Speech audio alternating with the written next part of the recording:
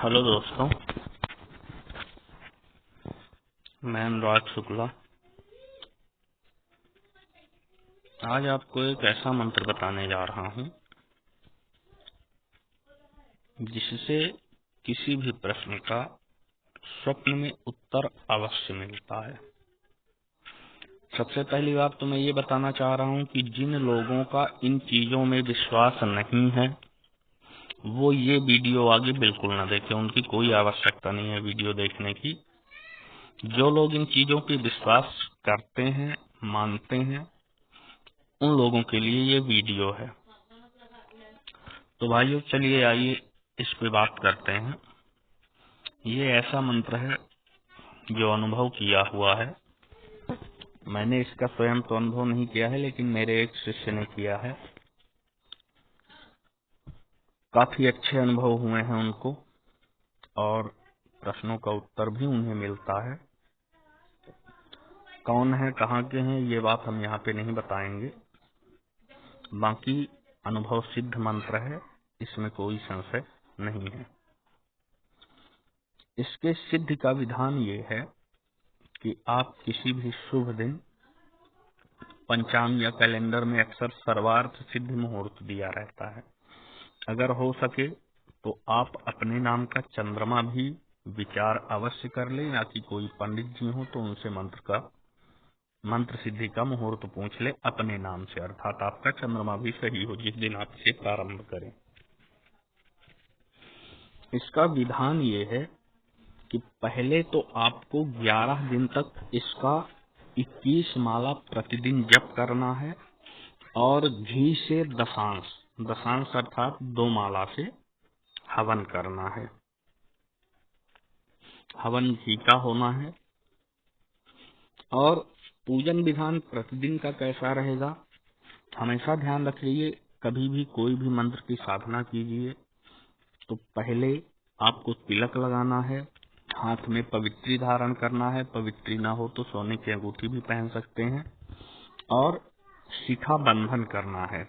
जिनका जनेऊ संस्कार होता है, अर्थात ब्राह्मण, क्षत्रिय और वैश्य, वो गायत्री मंत्र से शिखा बंधन कर सकते हैं। और जो जनेऊ धारण करने वाले नहीं हैं, उनके लिए मैं मंत्र बता रहा हूँ। ओम चिद्रूपिणी महामाये दिव्य तेजः समन्विते तिष्ठ देव शिखा मध्य तेजो वृद्धि कुरुष्व में। इस मंत्र से शिखा बंधन कर लेना है। 3 बार भगवान विष्णु का नाम उच्चारण करके आचमन कर लेना है। इसके बाद भगवान विष्णु का ही स्मरण करके अपने ऊपर जल छिड़क लेना है। जिनको पवित्र करने वाला मंत्र हो मालूम, उस मंत्र से कर सकते हैं आचमन और पवित्र, नहीं तो सामान्य ये किया जा सकता है। इसके बाद हमेशा ध्यान रखिए, एक धोती पहननी है कांच लगा के, और एक ऊपर उपवस्त्र, गमछा इत्यादि कुछ न कुछ अवश्य धारण करना है। अगर आप ऐसा नहीं करते हैं तो मंत्र सिद्धि का विधान आपके लिए सफल होगा या नहीं, इसमें संशय है। ये केवल इस साधन के लिए ही नहीं, किसी भी पूजा पाठ में आप बैठें तो ये अवश्य करना चाहिए। अब इतना करने के बाद आपको क्या करना है, आसन कोई कंबल का एक ले लीजिए। सामने एक पीढ़े पे, पाटे पे, लकड़ी के या पत्थर के, जो भी आपके पास व्यवस्था हो, उसमें एक नारियल या कि एक सुपारी, इन दोनों में से थोड़े से अक्षत लेकर के, और ये वाला मंत्र बोलना है। ओम ह्रीं नमो वाराहि अघोरे स्वप्नम दर्शय ठः ठः स्वाहा श्री वाराही देवीम आवाहयाम स्थापयाम पूजयाम। इतना कह करके वो अक्षत आप उस नारियल या सुपारी पे छोड़ देंगे तो वाराही देवी का आवाहन हो जाएगा। इसके बाद कम से कम पंचोपचार से इन वाराही देवी का इसी मंत्र से पूजन करना है। पूजन कैसे करना है, जैसे पंचोपचार क्या है, पहले चंदन, फिर पुष्प, फिर धूप, फिर दीप और फिर नैवेद्य अर्थात भोग में कुछ भी आप दे सकते हैं जो आपके पास उपलब्ध हो। ये 5 चीजें कैसे अर्पित करनी है, पहले आप मंत्र बोलोगे। जैसे आपको चंदन चढ़ाना है तो आप बोलोगे ओम ह्रीं नमो वाराहि अघोरे स्वप्नम दर्शय ठः ठः स्वाहा चंदनम समर्पयाम। इसके बाद फिर ये मंत्र बोल करके जब फूल चढ़ाना हो तो पुष्पम समर्पयामि, धूप में धूपम समर्पयामि, दीप में दीपम समर्पयामि, भोग में नैवेद्यम समर्पयामि। ऐसा करके आपको पहले पूजन कर देना है। फिर इस मंत्र का आपको जप करना है। जप का विधान हमेशा याद रखिए, अपनी अनामिका उंगली में माला रखिए दाहिने हाथ की, उसे अंगूठे से रोक लीजिए ताकि माला गिरने न पाए, और मध्यमा उंगली से आपको मंत्र बोल करके और माला की जो मनका होती है उसको खिसकाना है आगे। ये विधान तो लगभग सभी को मालूम होगा, पर मान लो जिनके लिए नहीं मालूम है उनके लिए हम बता रहे हैं। एक बार मंत्र बोलोगे आप, रुद्राक्ष की माला ले लेनी है, एक बार मंत्र बोलोगे और एक मनका आगे बढ़ाओगे। इसी प्रकार से 100 पूरी माला पूरी कर देनी है। माला पूरी करने के बाद जो सुमेरु होता है उसका उल्लंघन नहीं करना है, पुनः वहां से वापस आकर के उसको माला को पलट करके पुनः जप चालू कर देना है। इस प्रकार से आपको 21 माला जप करना है। 11 दिन तक आपको ऐसा करना है। 11 दिन के बाद आपको एक चीज और है, अगर आप ऐसा चाहते हैं कि आप जब चाहें ध्यान में भी आपको कोई बात अगर जानना हो, जैसे मान लीजिए कोई आपसे कुछ पूछने आया, तो आप आंख बंद करो, माता का स्मरण करो और आपको कोई न कोई जानकारी सामने वाले के बारे में, सामने वाले के प्रश्नों का उत्तर मिल जाए। तो इसके लिए फिर आवश्यक ये है कि कम से कम 5 माला आपको इसी प्रकार से पूजन करके प्रतिदिन करना होगा। इतना करेंगे, कुछ दिन ध्यान का अभ्यास करेंगे तो ये नित्य में भी आने लगेगा। आपको बैठे बैठे सोने की आवश्यकता नहीं है, आप बैठे बैठे ही जानकारी प्राप्त कर सकते हो। पर मान लो कि अगर आपको ऐसा नहीं करना है, केवल अपने प्रश्नों का उत्तर प्राप्त करना है, तो इसके लिए आप 11 दिन तक ऐसा कर लोगे।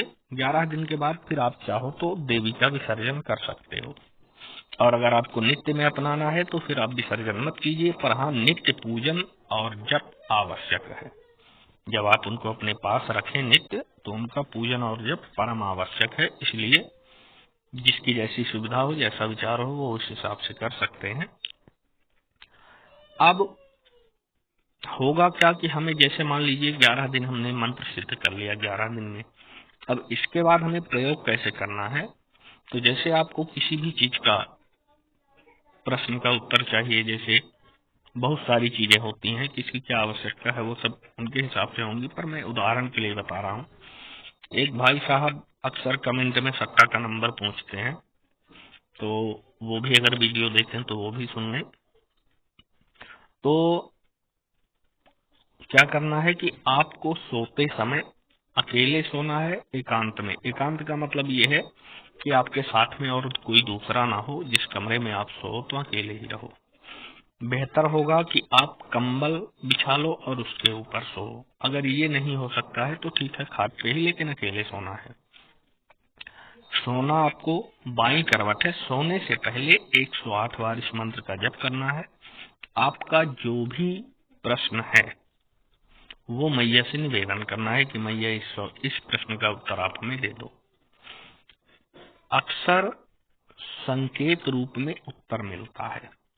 संकेत ऐसा होता है कि आपको समझ में आ जाएगा, और अगर मान लीजिए आपकी भक्ति से मैया ज्यादा प्रसन्न है तो सीधे डायरेक्ट उत्तर भी बता सकती हैं, ये भी होता है। दोनों चीजें हैं, पर सांकेतिक उत्तर तो अवश्य ही प्राप्त होगा, इसमें संशय नहीं है। तो सो जाओगे आप, एकांत में सोना है। सोते समय आप बाईं करवट सोओगे, पूरब की तरफ मुंह और पश्चिम की तरफ पैर होने चाहिए। तो इस प्रकार से 108 बार मंत्र जप करके आप सो जाओ। मैया से प्रार्थना करके, वाराही मैया से, आपके प्रश्न का उत्तर अवश्य मिलेगा। तो वीडियो अगर आपको पसंद आई हो तो लाइक और सब्सक्राइब भी कर लेंगे।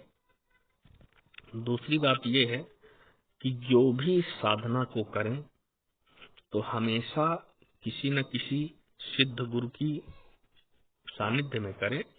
मान लीजिए अगर आपको कोई योग्य गुरु नहीं मिलता है तो भगवान भोलेनाथ जगत गुरु हैं। आप मन में ये विचार करिए कि भगवान भोलेनाथ ही हमें इस मंत्र का उपदेश दे रहे हैं, तो इस मंत्र का भोलेनाथ से मानसिक उपदेश आप प्राप्त करें और मानसिक उपदेश प्राप्त करने के बाद जप चालू कर दें। इसमें किसी प्रकार का कोई रिस्क नहीं है, ना ही ये किसी के लिए किसी प्रकार से हानिकारक है। भक्ति आपकी जितनी बेहतर होगी, मैया के चरणों में जितनी आपकी श्रद्धा अधिक होगी, उतना ही बेहतर आपको फल प्राप्त होना है, ये बात बिल्कुल सुनिश्चित है। दूसरी बात ये है कि जिन जिनको मंत्र साधना करने के बाद जो जो अनुभव हो वो कृपया कमेंट में आकर के अवश्य बताएं, और जो साधना कर रहे हैं वो भी बताएं और जो अनुभव हुए वो भी बताएं। तो भाइयों, जिसको इस मंत्र से लाभ लेना हो वो इस साधना को कर सकते हैं। अनुभव किया हुआ मंत्र है। मैं अपनी सभी वीडियो में मंत्र या यंत्र से संबंधित केवल वही वीडियो डालता हूँ या डालूंगा। मैंने केवल अभी तक मंत्र की एक वीडियो डाली थी जो कि मेरे स्वयं की अनुभव की हुई थी। दूसरी वीडियो ये डाल रहा हूँ, अभी 2-3 वीडियो और डालूंगा। वो फिर अगले वीडियो में कौन सी किस बात की वीडियो है वो हम डालेंगे, वो बाद की बात है, वो हम वहीं पे बात करेंगे उन्हीं वीडियो में। तो जिनको लाभ लेना है वो ले सकते हैं। सभी को जय श्री राम, जय माता की।